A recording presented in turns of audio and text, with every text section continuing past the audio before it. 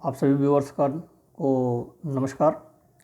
मैं ऋतुराज शुक्ला अपने इस चैनल RS लॉ एकेडमी में आप सभी का हार्दिक स्वागत करता हूं। मित्रों, अक्सर हम लोगों ने सुना होगा कि धारा 144 लागू कर दी गई है। ये इस कोरोना काल में तो अक्सर आपने सुना होगा कई जगहों पर धारा 144 लागू कर दी गई है। और इसकी सामान्य धारणा जो है वह यह है कि हम यही समझते हैं कि एक स्थान पर 4 से 5 लोग इकट्ठा ना हों। तो यह संपूर्ण सत्य नहीं है। आइए मैं आपको बताता हूँ, थोड़ा सा बताने का प्रयास करता हूँ कि धारा 144 है क्या, यह क्यों लगाई जाती है, कौन लगाता है, इसमें कौन कौन से प्रतिबंध लागू होते हैं। इन सब उत्तरों को जानने के लिए पहले आइए देखते हैं कि CRPC की धारा 144 है क्या। तो पहले मैं आपको वह बताऊँगा जैसा अधिनियम में लिखा गया है, उसके पश्चात इसे सरल शब्दों में आपको व्याख्या करने का प्रयास करूँगा। तो पूरी तरीके से समझने के लिए पहले आइए शुरू करते हैं कि धारा 144 CRPC अधिनियम में किस तरीके से है। तो धारा 144 CRPC में न्यूसेंस या आशंकित खतरे के अर्जेंट मामलों में आदेश जारी करने की शक्ति प्रदान की गई है।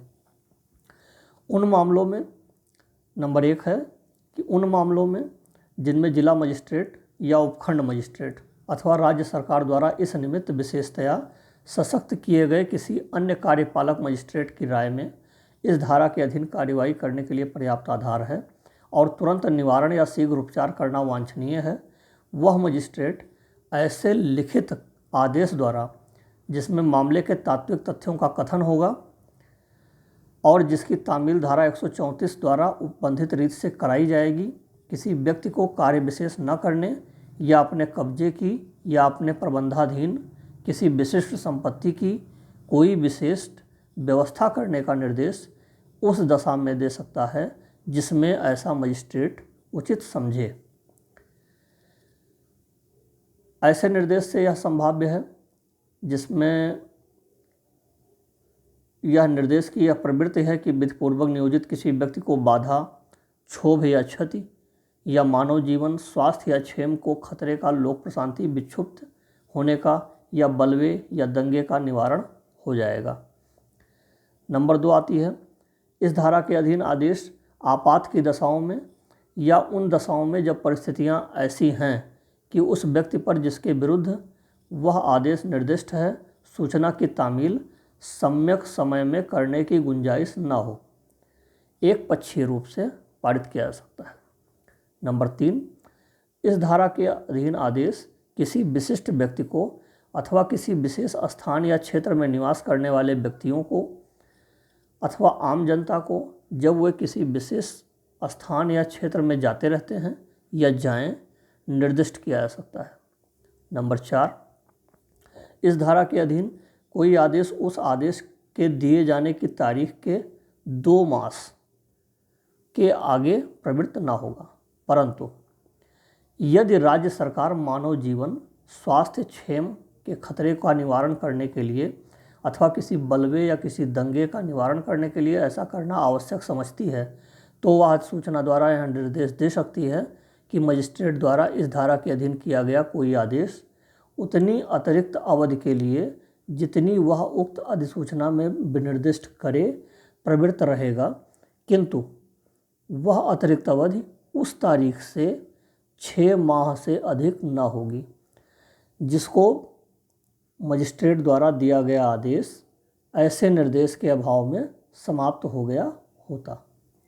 नंबर 5, कोई मजिस्ट्रेट या तो स्वप्रेरणा से या किसी व्यथित व्यक्ति के आवेदन पर किसी ऐसे आदेश को विखंडित या परिवर्तित कर सकता है जो स्वयं उसने या उसके अधीनस्थ किसी मजिस्ट्रेट ने या उस पद पूर्ववर्ती ने इस धारा के अधीन दिया है। नंबर 6, राज्य सरकार उपधारा 4 के परंतुक के अधीन अपने द्वारा दिए गए किसी आदेश को या तो स्वप्रेरणा से या किसी व्यथित व्यक्ति के आवेदन पर विखंडित या परिवर्तित कर सकती है।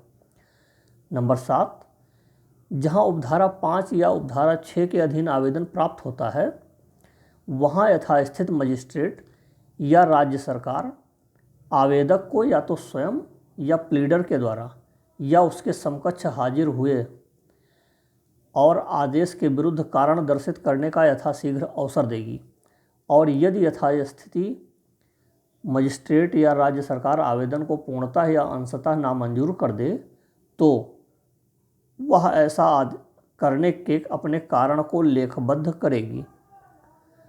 अब यह अधिनियम में इस तरीके से लिखा गया है।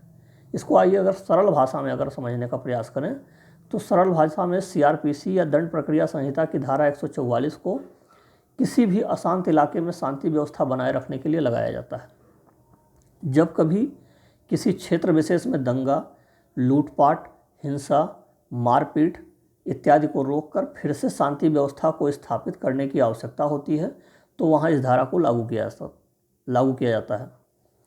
आइए अब जानते हैं कि दंड प्रक्रिया संहिता की धारा 144 लगाता कौन है।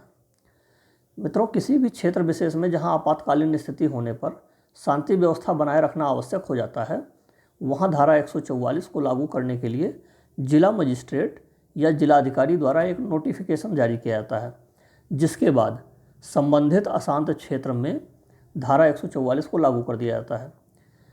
आइए अब जानते हैं कि धारा 144 के लागू होने पर क्या क्या परिणाम होते हैं। दंड प्रक्रिया संहिता सीआरपीसी की धारा 144 के लागू होने के बाद उस अशांत क्षेत्र में 5 या उससे ज़्यादा लोगों के इकट्ठे होने पर प्रतिबंध लगा दिया जाता है और उस क्षेत्र में हथियारों के लाने अथवा ले जाने पर भी रोक लगा दी जाती है। जनमानस के एक साथ इकट्ठा होने या समूह में घूमने पर पूरी तरह रोक लग जाती है। किसी जगह की परिस्थिति को देखते हुए वहाँ पर लोक शांति को बनाए रखने के उद्देश्य से इस धारा को लागू किया जाता है। आइए अब जानते हैं कि धारा 144 का आदेश किस प्रकार पारित किया जाता है या लागू किया जाता है। तो धारा 144 को लागू किए जाने का आदेश लिखित रूप में होता है। पहले आपने देखा ही है कि लिखित रूप में अधिसूचित की जाती है। तो धारा 144 को लिखित रूप में दिया जाएगा। धारा 144 को लागू किए जाने से पूर्व कार्यकारी मजिस्ट्रेट को यह सुनिश्चित करना चाहिए कि धारा 144 लगाने की आवश्यकता है। इसके लिए कार्यकारी मजिस्ट्रेट को कुछ तथ्यों की मांग अथवा जांच की भी आवश्यकता होती है। धारा 144 सीआरपीसी के आदेश को कितनी अवधि के लिए लागू किया जा सकता है?